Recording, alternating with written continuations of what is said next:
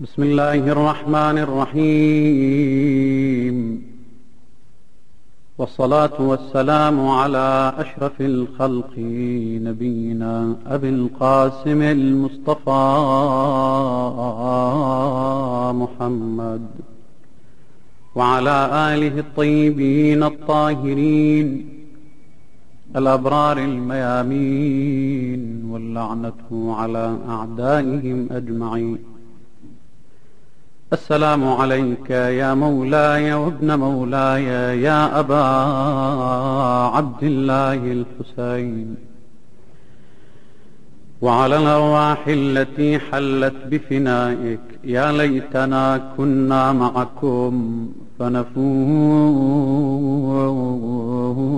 والله فوزا عظيما.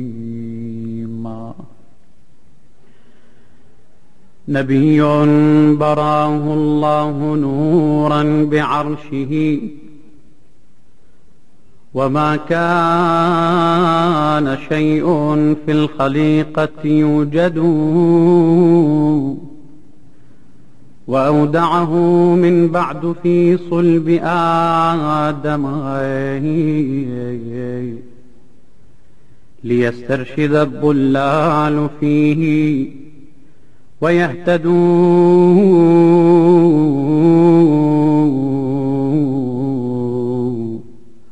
ولو لم يكن في صلب آدم مودعا لما قال قدما للملائكة اسجدوا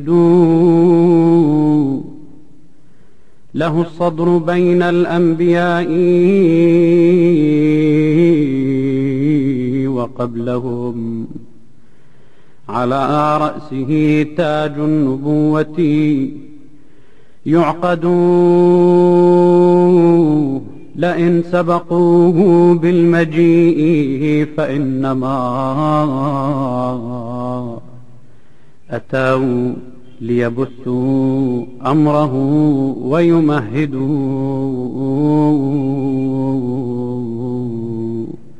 رسول له قد سخر الكون ربه وأيده، فهو الرسول المؤيد.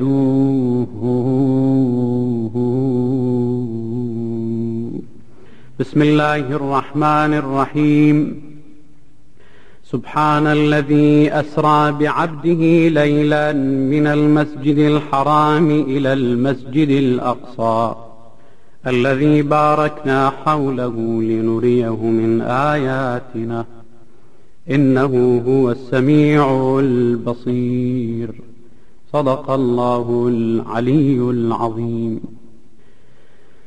عن أبي عبد الله جعفر الصادق عليه السلام أنه قال: جاء جبرائيل وميكائيل وإسرافيل بالبراق إلى رسول الله صلى الله عليه وآله، وقيل سماه النبي صلى الله عليه وآله بهذا الاسم لسرعتها تشبيها لها بالبرق.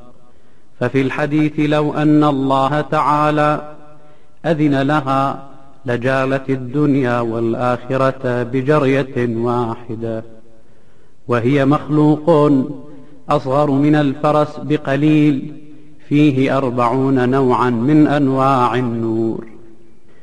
فأخذ واحد باللجام وواحد بالركاب، وسوى الآخر عليه ثيابه، فتضعضعت البراق فلطمها جبرائيل، ثم قال لها: اسكني يا براق، فما ركبك نبي قبله ولا يركبك بعده مثله. فرقت به صلى الله عليه وآله ورفعته ارتفاعا ليس بالكثير، ومعه جبرائيل يريه الآيات من السماء والأرض.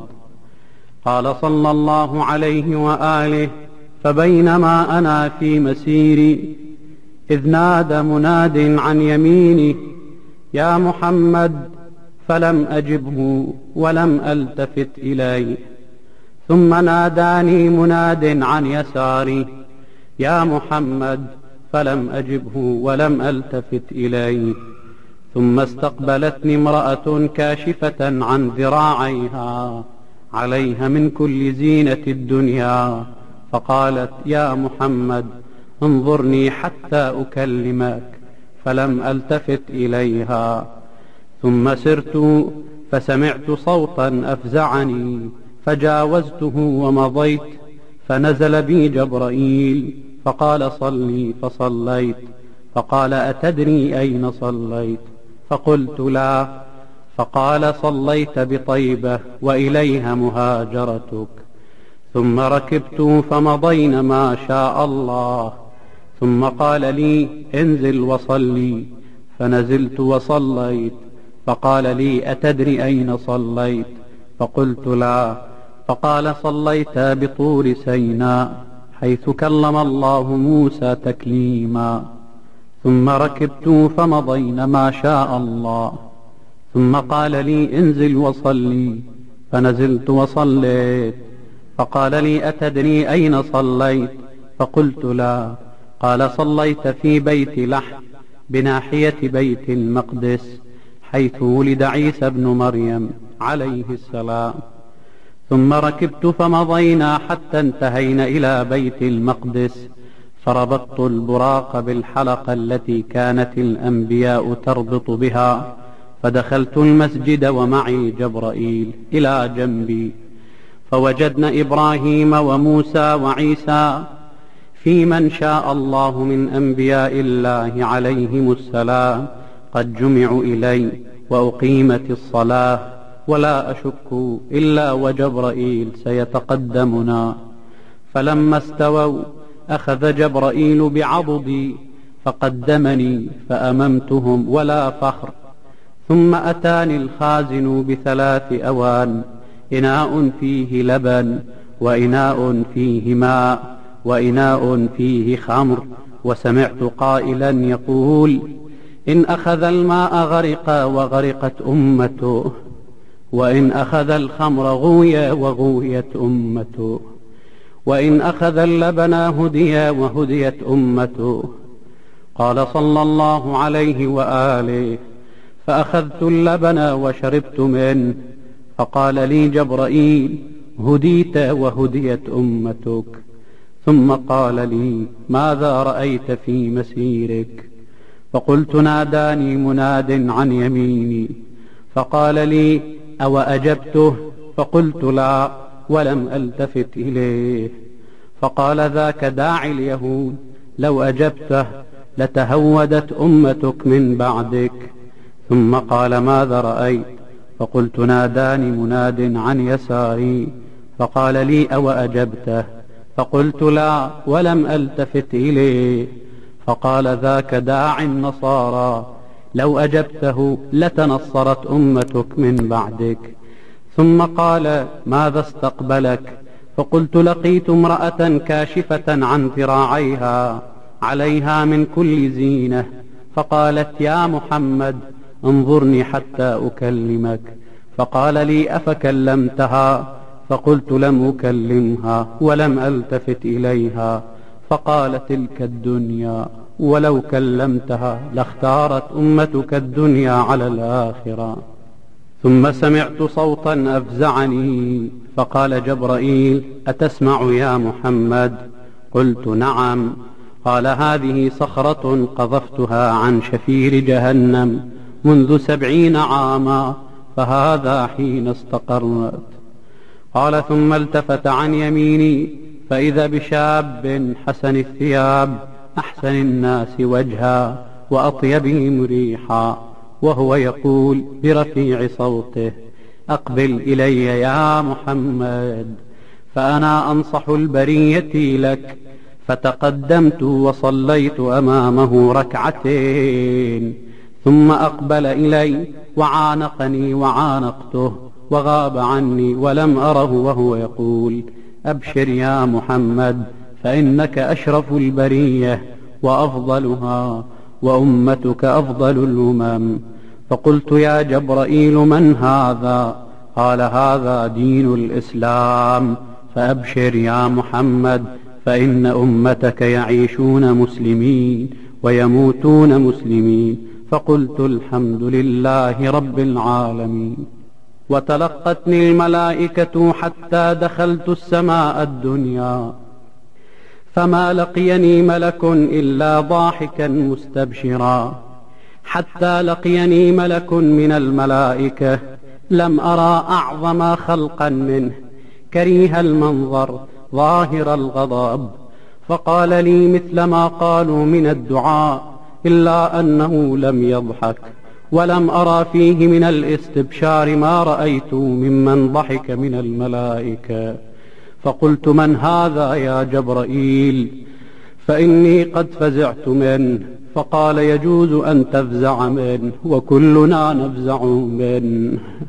إن هذا مالك خازن النار، لم يضحك قط، ولم يزل منذ ولاه الله جهنم يزداد كل يوم غضبا وغيظا على أعداء الله وأهل معصيته، فينتقم الله به منهم. ولو ضحك إلى أحد كان قبلك أو كان ضاحكا إلى أحد بعدك لضحك إليك، ولكنه لا يضحك.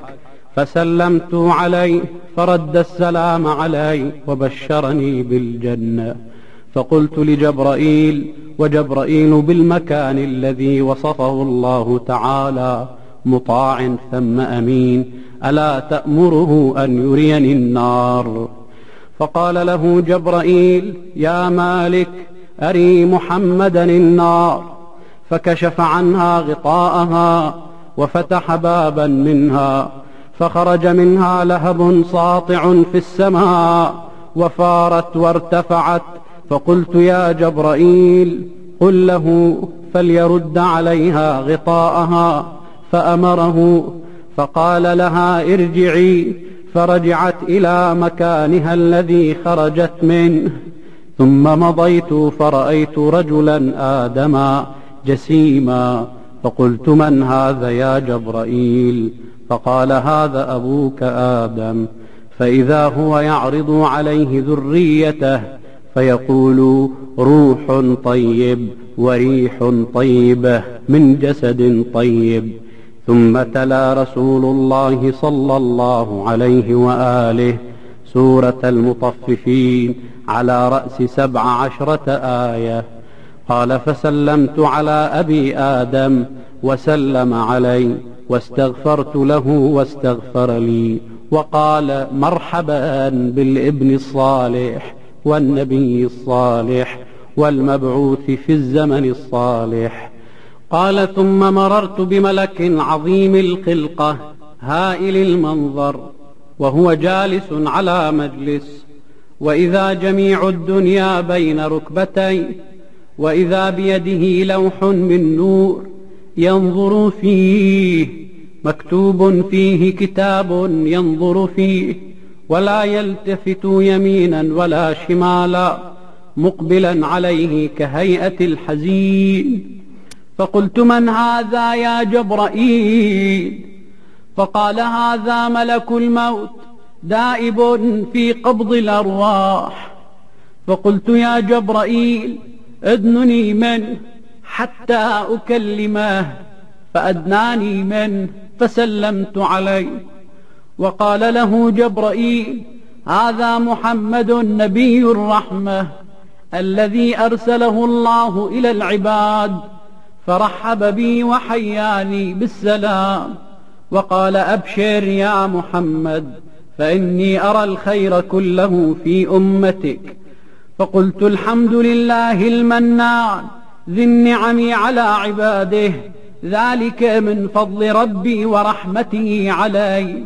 وقلت له يا عزرائيل أخبرني كيف تقبض الأرواح وأنت بمكانك؟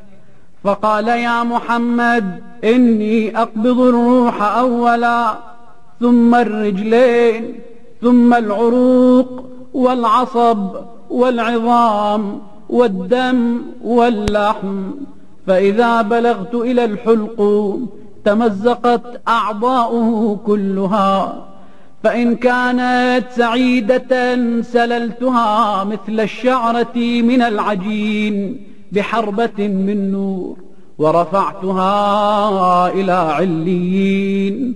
وإن كانت الروح خبيثة قبضتها بحربة من نار وسلمتها إلى سجين. فقلت يا عزرائيل وما سجين؟ قال صخرة تحت الأرض السفلى ممزوجة بغضب الله. فقلت له يا عزرائيل أين اسم من مضى من الأولين في الدهور الماضية؟ قال في اللوح المحفوظ. قلت كيف تقدر على قبض أرواح بني آدم وأنت في موضعك هذا؟ فقال يا محمد إني أنظر إلى المشرق والمغرب وأنا في موضعي. فقلت له كيف تعلم أن العبد قد حضرت وفاته؟ فقال يا محمد ما من عبد إلا وله في السماء بابان، باب ينزل منه رزقه وباب يصعد منه عمله. وأما الشجرة التي عن يساري فما من ورقة إلا وفيها اسم واحد من بني آدم ذكرا أو أنثى حرا أو عبدا.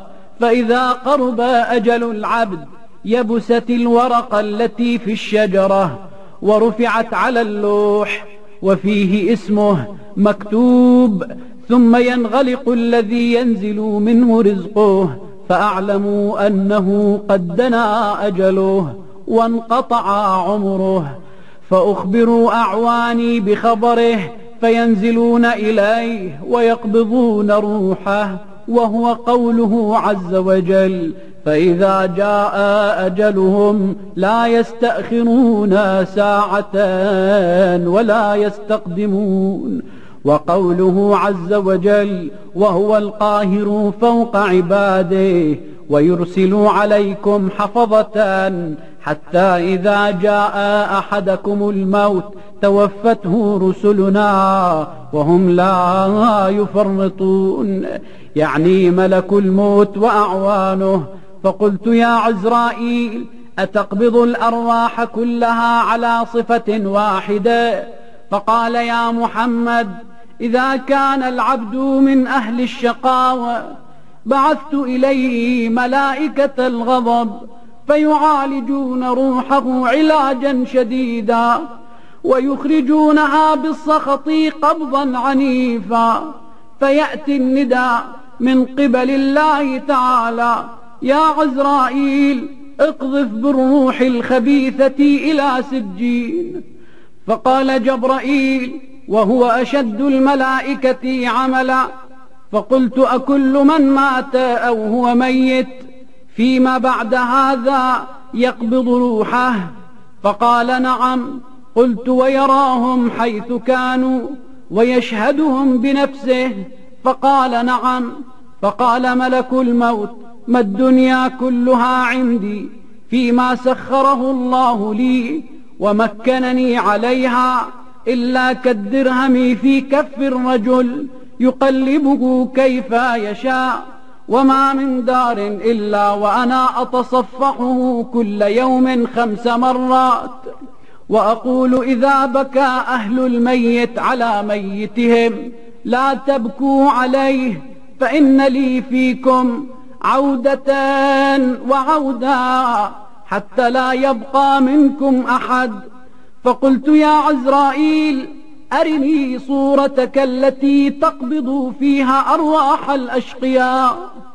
فقال يا محمد إنك لا تستطيع ذلك. قلت أقسمت عليك إلا أريتني ذلك. قال فتجلى عزرائيل فإذا الدنيا قد صارت في قبضته كالدرهم في يد أحدكم يقلبه كيف شاء، فطار عقلي وذهل لبي وارتعدت فرائصي وغشي على بصري، فمر جبرائيل بجناحيه على فؤادي ووجهي فأفقت وقلت يا جبرائيل ما أشد ملك الموت وأهواله؟ فقال يا محمد وأهول منه منكر ونكير، وأشد منها هول المطلع فهو أعظم الأهوال. قلت وما هول المطلع؟ قال هول عظيم، وهو أن المرء إذا مات مغضوبا عليه من الله ووضع على سريره وأنزل إلى حفيرته يرى واديا مهولا لا يعرف أوله من آخره، فيه حيات كالنخل وعقارب كالبغال، فاتحات أفواههن يردن ابتلاعه، فينظروا يمينا وشمالا فلا يرى أحدا يؤانسه إلا تلك الحيات والعقارب، كل منها يريده لنفسه، فينادي من فزعه برفيع صوته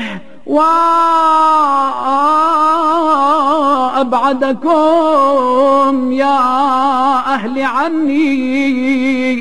وأما هول منكر ونكير فإن المرء إذا دفن وأهيل عليه التراب وانصرف عنه الأقارب والأحباب نزل عليه ملكان عظيمان هائلان غليظان، رؤوسهما عند العرش ورجلاهما تحت تخوم الأرض السابعة، بيد كل واحد منهما عمود حديد من النار، لو اجتمع الثقلان لما حركوه من موضعه، وبيد أحدهما حربة من نار لو وضعت على جبال الدنيا لتدكدكت واحترقت، فيسألانه ويمتحنانه، فإن كان العبد من أهل السعادة لقنه الله تعالى كلمة الإخلاص، وهي شهادة أن لا إله إلا الله محمد رسول الله، والإقرار بولاية علي بن أبي طالب والأئمة من ذريته، فإذا قالها فتح له باب عند رأسه إلى الجنة وباب عند رجليه إلى النار، لينظر ما صار إليه من النعيم وما نجاه الله من العذاب. وإن كان شقيا اعتقل لسانه عن الشهادة والإقرار بالنبوة والولاية، فإذا قال له من ربك ومن نبيك ومن إمامك وما دينك تلجلج لسانه ولم يقدر على الجواب، فيضربانه ضربة ينذعر منها كل شيء ويقولان له لا دريت ولا هديت، ثم يفتحان له بابين إلى النار وينزلانه في حميم جهنم، وهو قوله تعالى وأما إن كان من المكذبين الضالين فنزل من حميم. فقال رسول الله صلى الله عليه وآله كفى بالموت طامة يا جبرائيل. فقال جبرائيل إنما بعد الموت أطم وأطم من الموت. قال ثم مضيت فإذا أنا بقوم بين أيديهم موائد من لحم طيب ولحم خبيث، يأكلون اللحم الخبيث ويدعون الطيب. فقلت من هؤلاء يا جبرائيل؟ فقال هؤلاء الذين يأكلون الحرام ويدعون الحلال وهم من أمتك يا محمد. ورأيت ملكين يناديان في السماء، أحدهما يقول اللهم أعطي كل منفق خلفا، والآخر يقول اللهم أعطي كل ممسك تلفا. ثم مضيت فإذا أنا بأقوام لهم مشافر كمشافر الإبل، أي شفاه كشفاه الإبل، يقرض اللحم من جنوبهم ويلقى في أفواههم. فقلت من هؤلاء يا جبرائيل؟ فقال هؤلاء الهمازون اللمازون، وهم الذين يعيبون الناس في حضورهم وغيبتهم. ثم مضيت فإذا أنا بأقوام ترضخ رؤوسهم بالصخر، فقلت من هؤلاء يا جبرائيل؟ فقال هؤلاء الذين ينامون عن صلاة العشاء. ثم مضيت فإذا أنا بأقوام تقذف النار في أفواههم وتخرج من أدبارهم، فقلت من هؤلاء يا جبرائيل؟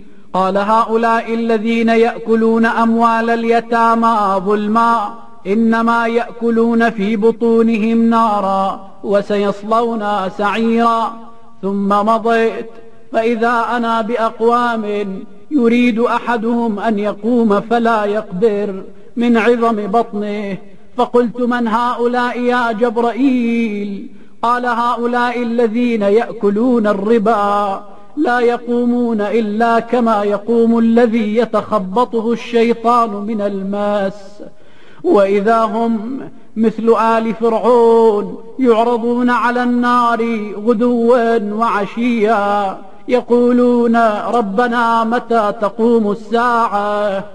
وفي رواية عن أمير المؤمنين عليه السلام، وكانت فاطمة بجنبه والنبي صلى الله عليه وآله يحدثهم، قال يا علي ليلة أسري بي إلى السماء رأيت نساء من أمتي في عذاب شديد، فأنكرت شأنهن فبكيت لما رأيت من شدة عذابهن.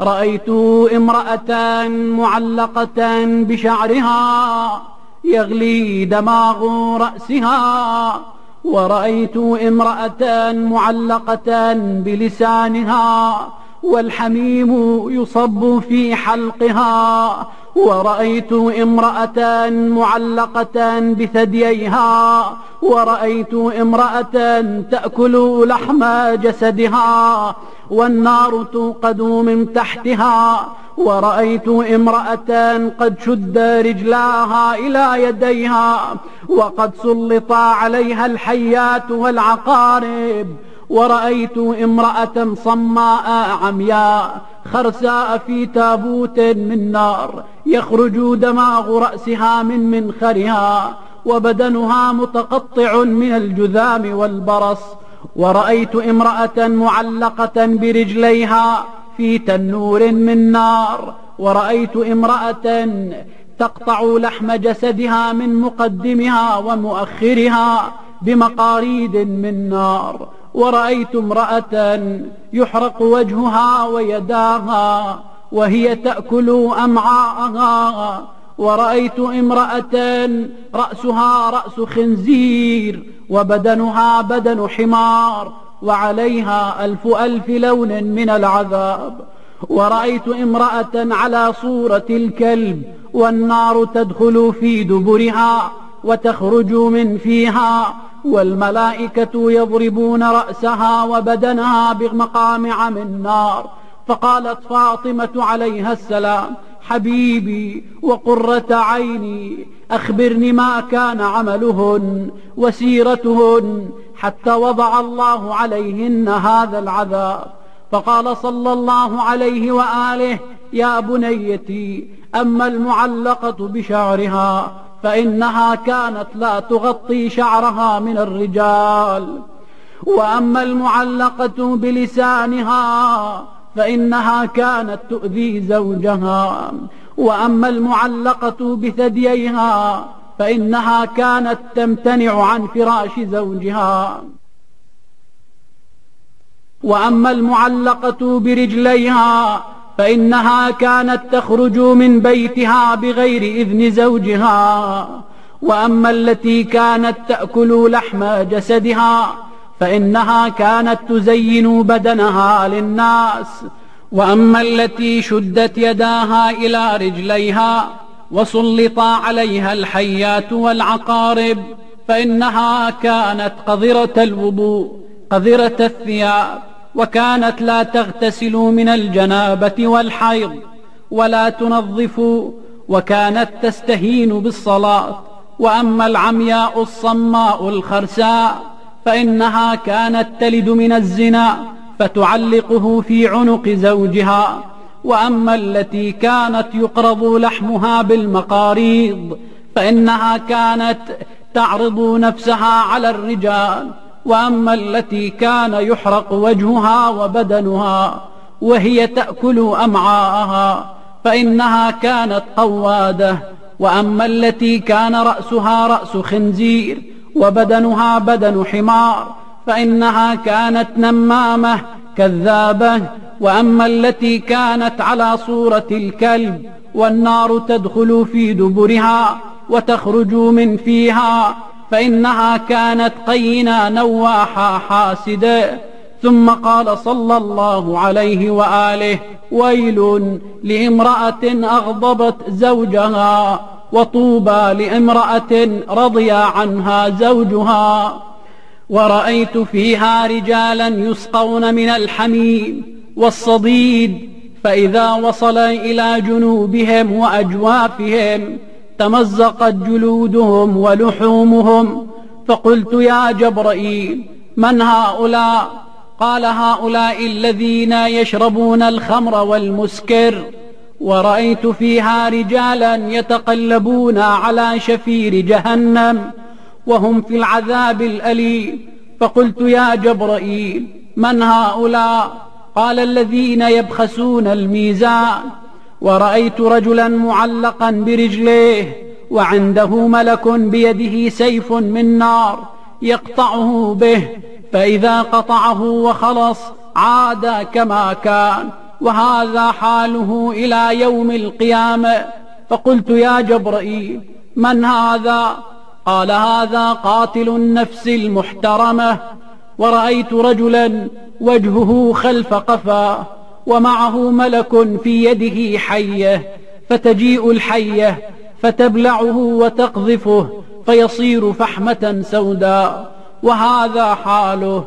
فقلت: يا جبرائيل، ما كان يصنع هذا؟ قال: كان قاضيا يقضي بين المسلمين ولا يحكم بينهم بالحق.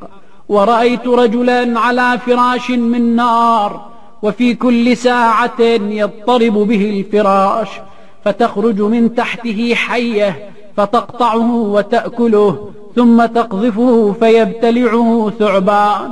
فقلت: يا أخي جبرائيل، ما كان يصنع هذا؟ قال: كان عاصيا لوالديه.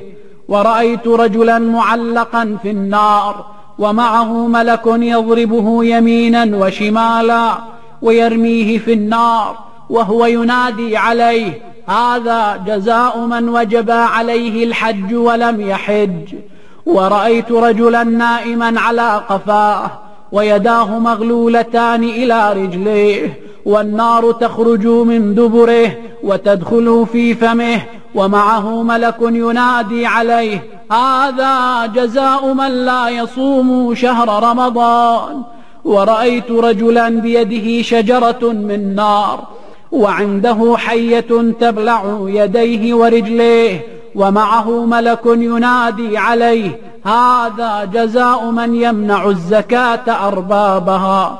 ورأيت رجلا قاعدا على حصير من نار وعنده ملك يقطع لحمه ويطعمه إياه وهو ينادي عليه: هذا جزاء من يكذب على الله ورسوله. ورأيت أهوالا شديدة وأمورا عظيمة، فدخلني من ذلك فزع عظيم. قال: ثم صعد بي إلى السماء الثانية فإذا فيها رجلان متشابهان. فقلت: من هذان يا جبرائيل؟ فقال لي: ابناء الخالة يحيى وعيسى عليهما السلام. فسلمت عليهما وسلما علي، واستغفرت لهما واستغفرا لي، وقال: مرحبا بالأخ الصالح والنبي الصالح. وإذا فيها من الملائكة مثل ما في السماء الأولى، وعليهم الخشوع، قد وضع الله وجوههم كيف شاء، ليس منهم ملك إلا يسبح الله ويحمده بأصوات مختلفة. ثم صعدنا إلى السماء الثالثة فإذا فيها رجل فضل حسنه على سائر الخلق كفضل القمر ليلة البدر على سائر النجوم. فقلت: من هذا يا جبرائيل؟ فقال: هذا أخوك يوسف. فسلمت عليه وسلم علي، واستغفرت له واستغفر لي، وقال: مرحبا بالأخ الصالح والنبي الصالح والمبعوث في الزمن الصالح. وإذا فيها ملائكة عليهم من الخشوع مثل ما وصفت في السماء الأولى والثانية. وقال لهم جبرائيل في أمر ما قال للآخرين، وصنعوا بي مثل ما صنع الآخرون. ثم صعدنا إلى السماء الرابعة وإذا فيها رجل، فقلت: من هذا يا جبرائيل؟ فقال: هذا إدريس، رفعه الله مكانا عليا.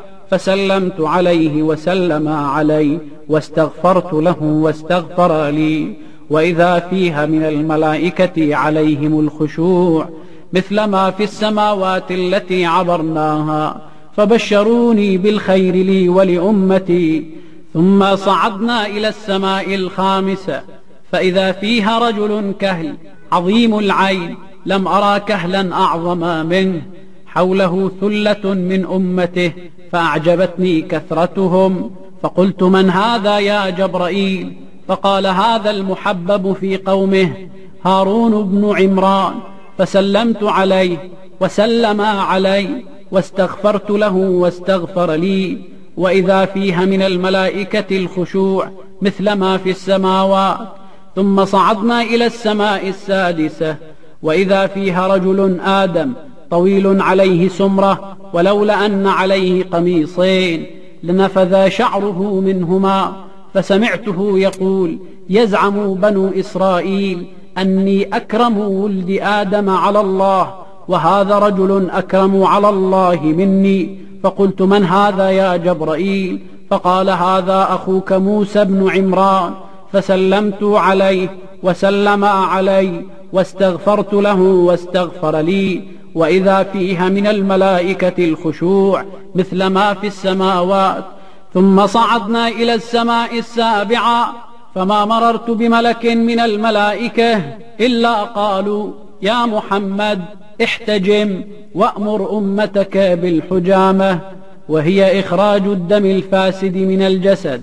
وإذا فيها رجل أشمط، أي أن رأسه مخلوط بالبياض والسواد.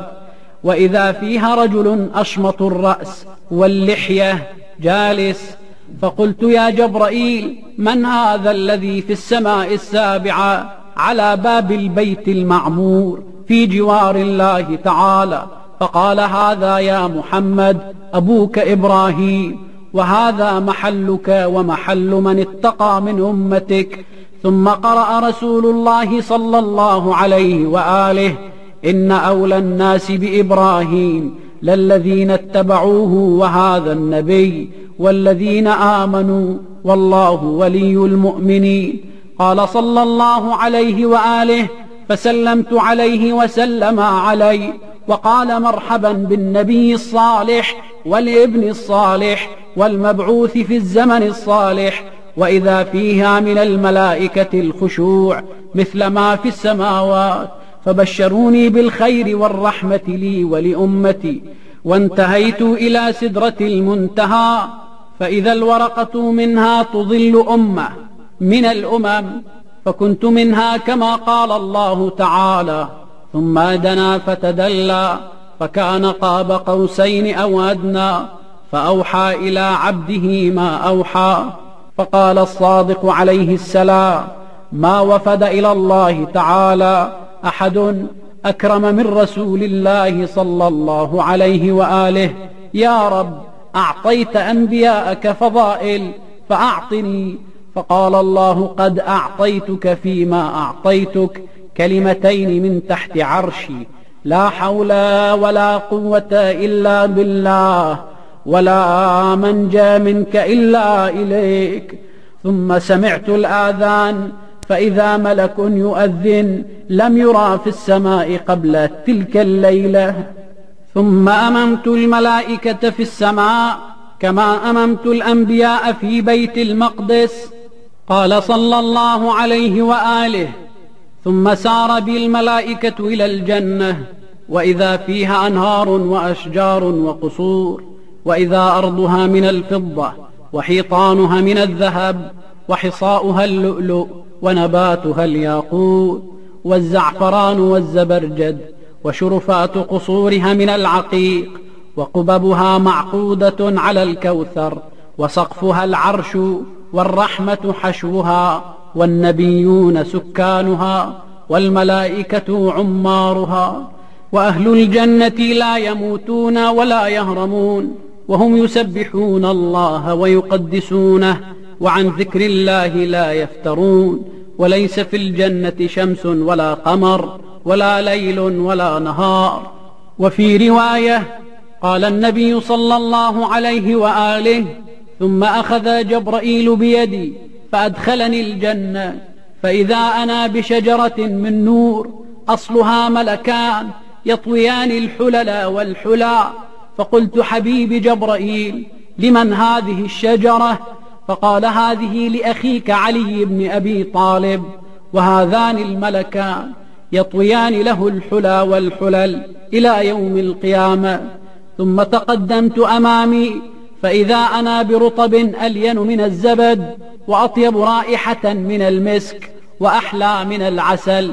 فأخذت رطبة فأكلتها، فتحولت الرطبة نطفة في صلبي. فلما هبطت إلى الأرض وقعت خديجة فحملت بفاطمة، ففاطمة حوراء إنسية. فإذا اشتقت إلى الجنة شممت رائحة فاطمة عليها السلام.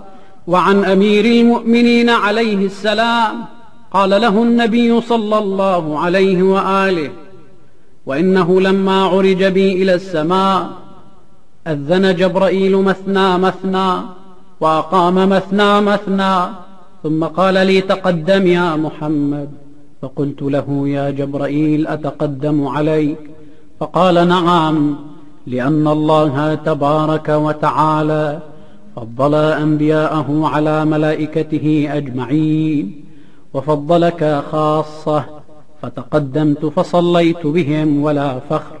فلما انتهيت إلى حجب النور قال لي جبرائيل: تقدم يا محمد، وتخلف عني. فقلت: يا جبرائيل، في مثل هذا الموضع تفارقني؟ فقال: يا محمد، إن انتهاء حد الذي وضعني الله عز وجل فيه إلى هذا المكان، فإن تجاوزته احترقت أجنحتي بتعدي حدود ربي جل جلاله. فزخ بي في النور زخة حتى انتهيت إلى حيث ما شاء الله من علو ملكه. فنوديت: يا محمد. فقلت: لبيك ربي وسعديك، تباركت وتعاليت. فنوديت: يا محمد، أنت عبدي وأنا ربك، فإياي فاعبد، وعلي فتوكل، فإنك نوري في عبادي، ورسولي إلى خلقي، وحجتي إلى بريتي. لك ولمن اتبعك خلقت جنتي، ولمن خالفك خلقت ناري، ولأوصيائك أوجبت كرامتي، ولشيعتهم أوجبت ثوابي. فقلت: يا رب، ومن أوصيائي؟ فنوديت: يا محمد، أوصياؤك المكتوبون على ساق عرشي. فنظرت وأنا بين يدي ربي جل جلاله إلى ساق العرش، فرأيت 12 نورا، في كل نور سطر أخضر عليه اسم وصي من أوصيائي، أولهم علي بن أبي طالب، وآخرهم مهدي أمتي. فقلت يا ربي هؤلاء أوصيائي من بعدي، فنوديت يا محمد هؤلاء أوليائي وأوصيائي وأصفيائي وحججي بعدك على بريتي، وهم أوصياؤك وخلفاؤك وخير خلقي بعدك، وعزتي وجلالي لأظهرن بهم ديني، ولأعلين بهم كلمتي، ولأطهرن الأرض بآخرهم من أعدائي، ولأمكننه مشارق الأرض ومغاربها، ولأسخرن له الرياح، ولأذللن له السحاب الصعاب، ولأرقينه في الأسباب، فلأنصرنه بجندي، ولأمدنه بملائكتي، حتى تعلو دعوتي وتجتمع الخلق على توحيدي، ثم لأديمن ملكه، ولأداولن الأيام بين أوليائي إلى يوم القيامة.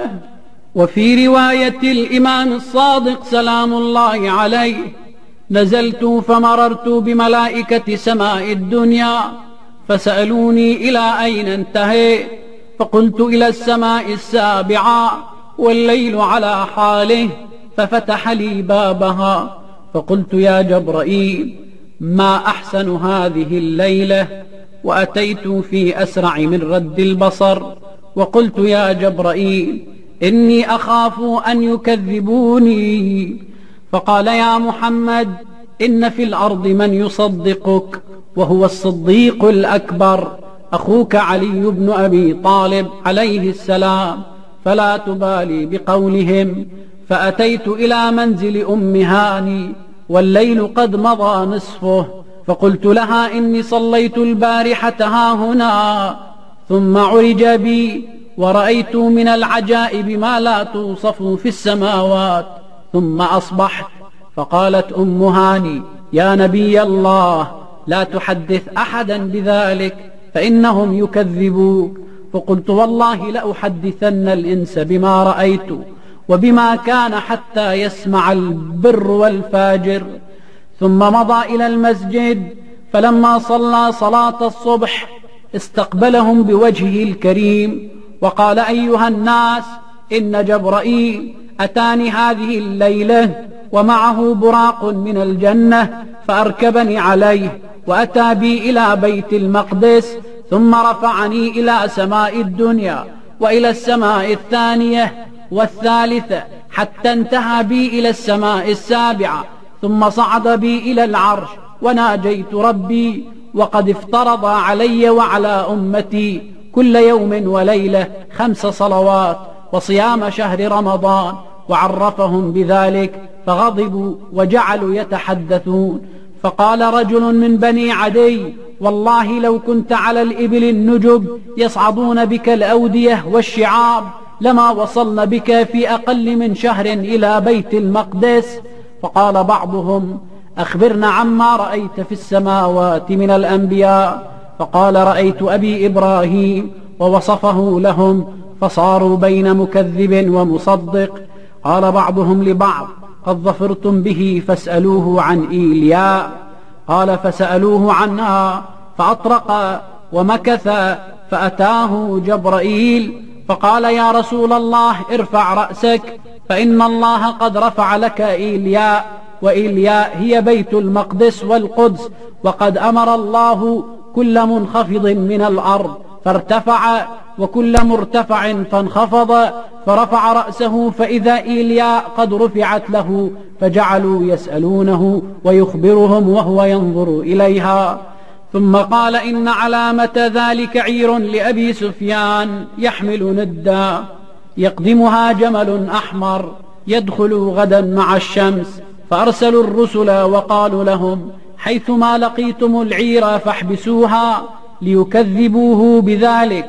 فضرب الله وجوه الإبل فأقرت على الساحل، وأصبح الناس لينظروا ما قال رسول الله صلى الله عليه وآله. فأقبلت الإبل من ناحية الساحل، فصدقه بعض وكذبه آخرون. هذه حال أهل النار وحال أهل الجنة، وهذه عظمة ملك الله وعظمة رسول الله صلى الله عليه وآله وكرامته عند الله. ولهذا يا مؤمنون، عندما دنت منية رسول الله صلى الله عليه وآله أتاه ملك الموت مستأذنا لا قابضا لروحه. كان بجنبه أمير المؤمنين وفاطمة والحسن والحسين. صار يغشى عليه تارة بعد أخرى، فارتمى عليه الحسنان، فأراد الأمير أن يرفعهما، ففتح النبي صلى الله عليه وآله عينيه، قال: يا علي، دعني أشمهما ويشماني ويتزودان مني، أما أنهما سيظلمان بعدي ويقتلان، فلعنة الله على من يظلمهما. وهو يعيدها ثلاثا. كان أمير المؤمنين في تلك الساعة ملازما له وفاطمة عند فراشه، فمنعوا الناس من الدخول عليه. تقول فاطمة سلام الله عليها: بينما نحن حول أبي وقد أغمي عليه من شدة المرض، وإذ بمناد على الباب وهو يقول: أنا رجل غريب، هل تأذنون للغرباء بالدخول؟ فقلت: يا هذا، إن رسول الله مشغول عنك، انصرف. فمضى ثم عاد مرة أخرى ونادى: أنا غريب، هل تأذنون للغرباء بالدخول؟ فصرفته. وفي المرة الثالثة عاد ونادى نفس النداء، وقد انتبه رسول الله صلى الله عليه وآله من غشيته، فقال صلى الله عليه وآله: بني فاطمة، أتعرفينه؟ قالت فاطمة: لا يا أبا. قال: بني، هذا هادم اللذات، هذا مفرق الجماعات، ما استأذنا على أحد قبلي ولن يستأذنا على أحد بعدي، فأذني له بالدخول. فأذنت له فاطمة، فدخل وهو يقول: السلام عليك يا رسول الله، إن العلي الأعلى يقرئك السلام ويخيرك بين لقائه وبين البقاء في الدنيا. فقال له: يا ملك الموت، امهلني حتى يهبط علي حبيبي جبرائيل. فعرج ملك الموت نحو السماء فلقيه جبرائيل، قال له: يا ملك الموت، أقبضت روح محمد؟ قال: لا يا جبرائيل، إنه استمهلني لقدومك. فقال جبرائيل: يا ملك الموت، أما ترى الجنان قد تزينت لروح محمد؟ أما ترى الملائكة قد تهيأت لاستقبال روح محمد؟ ثم هبط جبرائيل على رسول الله صلى الله عليه وآله وهو يقول: يا رسول الله، إن العلي الأعلى يقرئك السلام ويقول لك: ولسوف يعطيك ربك فترضى. فقال له الرسول: حبيبي جبرائيل، لا تفارقني حتى يأتي أمر ربي. وكان جبرائيل عن يمينه وميكائيل عن شماله، ورأسه في حجر أمير المؤمنين، وملك الموت قابض لروحه المقدسة إلى أن أفاضت روحه الطاهرة أيها محمدا، ويد علي تحت حنكه الشريف، فمسح بها علي وجهه وقام إلى الناس، فتح الباب وهو يبكي ويقول: أيها الناس، عظم الله أجوركم بنبيكم، فلقد قبضه الله إليه فضج الناس بالبكاء والنحيب، وصرخت فاطمة وأبتاه ومحمدا أبا من بعدك للقبلة والمصلى، ومن لابنتك الوالهة الثكلى. صاحت يا مرام وسبوها يا وقعدتي تنوح، والله وبعبرة نادي وبقلب مجروح، يا ابويا ريت قبلك روحي تروح، ولا اشوف الدار من بعدك خليه.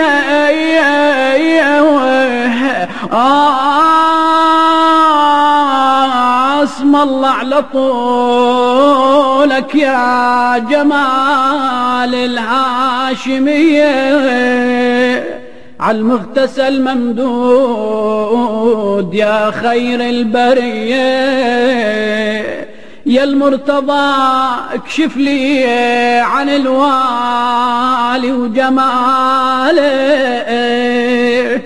وشيل الكفن عن غرته تودع اشباله، هذا الحسين مشعوب قلبه انظر الحاله، وهذا الشهيد حسين عبراته جريه. يلي تهيلون الثرى دفنوني وياه، ما اقدر اشوف البيت خالي من محياه، صعبة تراه تصير عيشتنا بلياه، والله بعد النبي ما ريد هالدنيا الدنية. قام أمير المؤمنين عليه السلام بتجهيز رسول الله صلى الله عليه وآله على أحسن ما يرى، وواراه في ملحودة قبره، ولما أهال التراب عليه جلس يبكي على قبره، وأنشأ يقول الموت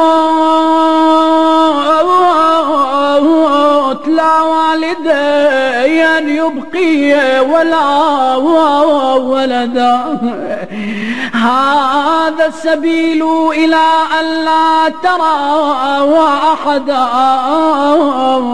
هذا النبي ولم يخلق لأمته، لو خلد الله خلقا قبله خلدا،